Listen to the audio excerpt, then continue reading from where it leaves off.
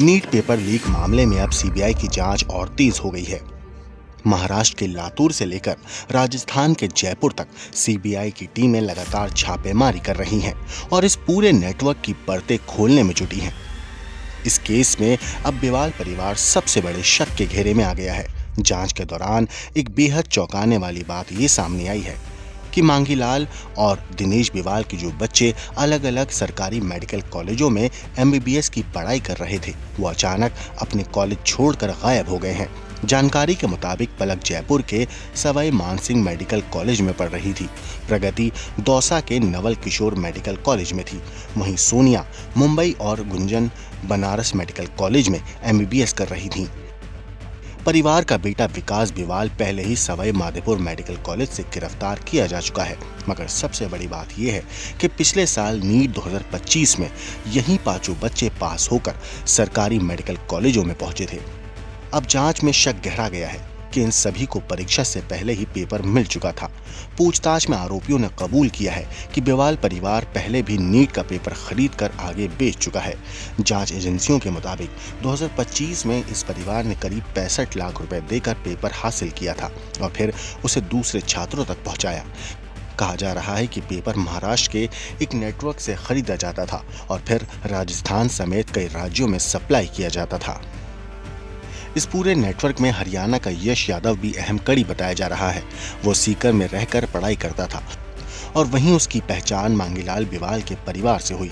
मांगीलाल का बेटा विकास बिवाल इस नेटवर्क का एक्टिव सदस्य माना जा रहा है। अब तक की जांच से सीबीआई इस नतीजे पर पहुंच रही है कि 2025 में बिवाल परिवार के जिन 5 बच्चों ने सीट क्लियर किया, उनके पास एग्जाम से पहले ही पेपर मौजूद था। इसी बीच सीबीआई की एक टीम ने जयपुर में बिवाल परिवार के घर पर छापा मारा। इस कार्रवाई में मांगीलाल बिवाल, दिनेश बिवाल और विकास बिवाल को हिरासत में लिया गया। घर से कई दस्तावेज, पेपर और इलेक्ट्रॉनिक गैजेट भी जब्त किए गए हैं। जांच एजेंसियों का मानना है कि ये सिर्फ कुछ लोगों का खेल नहीं बल्कि कोचिंग माफिया से जुड़ा एक बड़ा संगठित नेटवर्क है।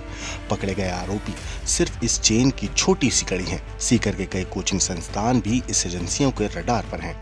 जांच अधिकारियों का कहना है कि ये कोई साधारण पेपर लीक नहीं बल्कि सालों से चल रही एक संगठित साजिश हो सकती है, जिसने पूरे सिस्टम को अंदर से खोखला कर दिया। इस पूरे मामले का खुलासा भी बेहद दिलचस्प तरीके से हुआ। सीकर की एक कोचिंग में पढ़ने वाले कुछ छात्रों और फैकल्टी मेंबर्स ने 3 मई के बाद उद्योग नगर थाने में शिकायत दी थी। उनका कहना था कि परीक्षा से पहले शहर में गैस पेपर घूम रहा था और असली परीक्षा में वही सवाल हूबहू आ गए।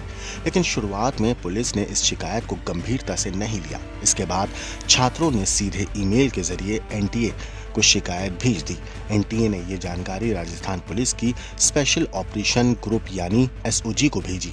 फिर 8 मई की रात जब एसओजी ने सीकर समेत कई शहरों में एक साथ छापेमारी की, तब इस पूरे पेपर लीक रैकेट की परतें खुलनी शुरू हो गईं। नीट पेपर लीक 2026 में गिरफ्तार आरोपी मांगीलाल, दिनेश और विकास के घर सीबीआई की टीम पहुंची है। आप देख सकते हैं किस तरह से घर में पूछताछ हो रही है, जांच हो रही है।